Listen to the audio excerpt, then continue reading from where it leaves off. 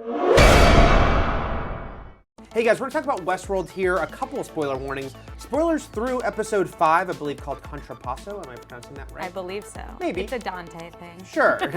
So if you've seen up through 5, you're safe. But now the other warning is theories. If you're a person who doesn't want to hear major theories, you shouldn't listen because we're about to get all up in these theories. So the big one, the too. big The big Westworld theory. Yeah, and so we're jumping in, which is basically since the end of episode 2, since we met William, there's been this big fan theory that William and the Man in Black are the same person, and that these events are happening decades apart. Two different timelines. Two different timelines. Seemingly being told at the same, like, we're supposed to think that's happening at the same time. Right. But it's actually his story playing out. Right, separately. right. We're basically seeing this one guy's life at two very different points. Until this week, I was kind of dubious on this theory, and I'll get into why and why I'm a little worried about it if it's true. But this week is the first time I go, ooh, maybe yeah.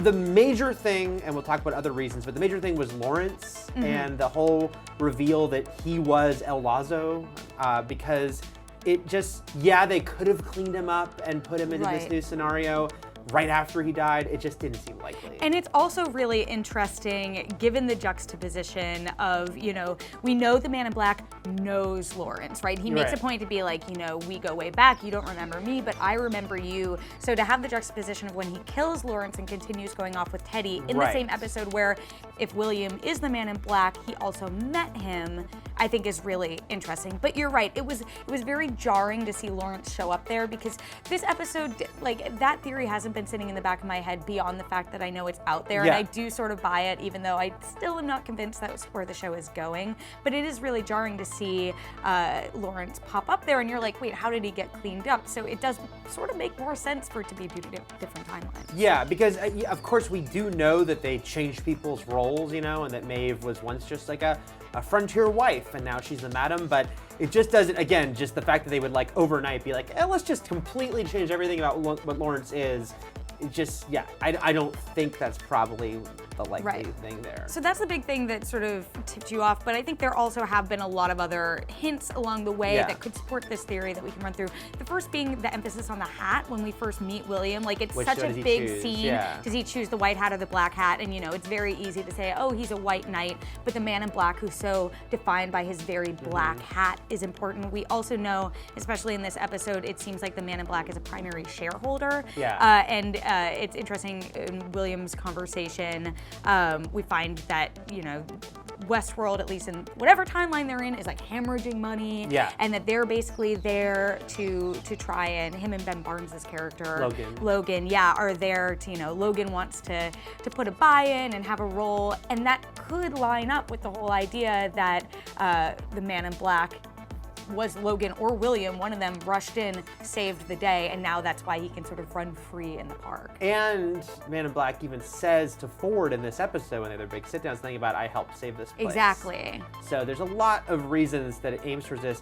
A couple things I want to bring up here. Well, first of all, shout out to Alan Sepinwall, who writes for HitFix, who, you know, he brought up some of the things I wanted to touch upon that I was sort of thinking about this week. And I mentioned this briefly in one of my reviews, but here's why this idea makes me nervous, which is that for Dolores, it seems really sort of nihilistic almost, because that means with young William, she's sort of on this journey of breaking free, that if this is true, if Man in Black is William, she is destined to not break free from, and it's even worse because the guy who she's like sort of, you know, connecting with is going to become her rapist and her torturer and this like horrible person. So there's something very like, is that what they're gonna aim for? Is like, it was all for nothing. Like she couldn't break free, and I don't want that to be Dolores's fate. I guess that's you know my big concern right now. Even though I love the show so much, I don't think they would just do that. I don't think it's going to be this like, there's no hope and Dolores can't get free at all. Yeah, I think I'm still not completely sold on the theory, but I do think what's interesting is the idea that a lot of people assumed that the event that happened 30 years prior in Westworld is what happened in the Westworld movie. Like they talked about how the last time there was a major malfunction, you know, that was 30 years ago, that could have been the film. What if, you know, that is the case and we're sort of seeing that play out in the past timeline, but then we're actually also seeing whatever is happening in the present try and bring it back around full circle. I don't know if I completely buy that either, but it sort of would make sense and play with our expectations where we think the movie isn't that important, but we're actually seeing it play out in a different way. So I asked Jonathan Nolan and Lisa Joy before the series debuted about is the event they're talking about, the premiere, the incident, the movie, and he basically said no, while acknowledging, of course, it's a homage, it's a reference to the movie, right. It's a nod to the movie, but that he was also basically saying to explicitly say that what you saw in the movie is the backstory, no. Now, could he have been being coy, and there's still a way that, you know, that it could?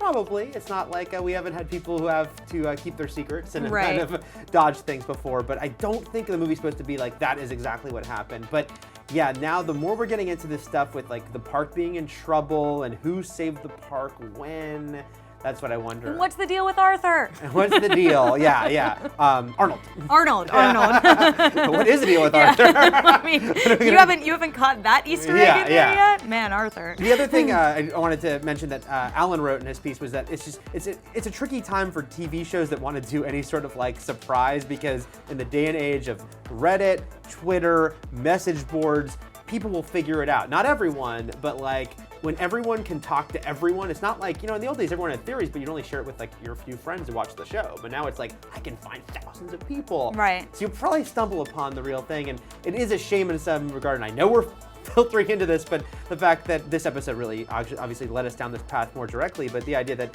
it's harder to do these kind of switches, but that's not to say that it has to be bad. I mean, I won't say what the reveal was, but in Mr. Robot Season 1, there was a reveal that I was well aware of before I even watched the show, and I still thought it was interesting. You know? Yeah, and I honestly think that for shows like Westworld, it reminds me a little bit of Lost, where there really is that sort of Monday morning water cooler discussion of, oh, like, there are even more questions, like we haven't gotten any answers yet. I am sort of hesitant to see, I'm curious to see how they land things at the end of Season 1. Do we get some satisfying answers, or do we continue just getting questions? Because that's, when you build your entire show upon questions, you very much have the chance to leave people unfulfilled. But right. I'm really into Westworld right now, and I really do, like, Lucy O'Brien, one of our coworkers, is actually doing a weekly roundup of like the best Westworld theories. That's been really fun to read.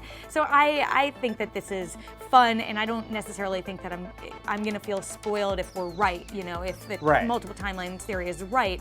I actually think it might make the show more interesting depending on how they do it. Yeah, same here. I mean, I love the show. It's my favorite new show. I also have a lot of confidence because Nolan, with Person of Interest, was very good about, you know, seasons telling a story that also set up something next, you know, the next thing. So I don't think the finale, well, I'm guessing the finale will have a big cliffhanger. Totally. I think there'll also be a sense of closure on these 10 episodes. And part of that might be a reveal about what we're talking about here.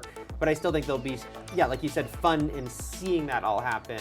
Last thing before we go though, what do you think about, you know, that my only thing is the whole like Dolores, you know, would they be that sort of bleak with her? If it turns out that William and the Man in Black are the same person, which means that she's still in this horrible situation, do you still think that there'll sort of be a ray of hope for her? That to me is honestly the biggest thing holding me back from thinking that there are multiple timelines, and what they're doing with Dolores, because she really is on such a path right now of figuring things out, of understanding the maze. Now maybe her big question about the maze is what plants the seed with William that later really pays off with the Man in Black. But I do think, you know, they mentioned that she's changed roles, so to have her sort of be this same character throughout the many years between when William first came to the park and where the Man in Black is now, that I don't buy. But yeah, I think Dolores is the true hero of this show, and they can't do that poorly by her. Maybe we also don't know what happened behind the barn door, and it was something different. Maybe he triggered something in here, and it seemed like a rape, but that wasn't actually what it was.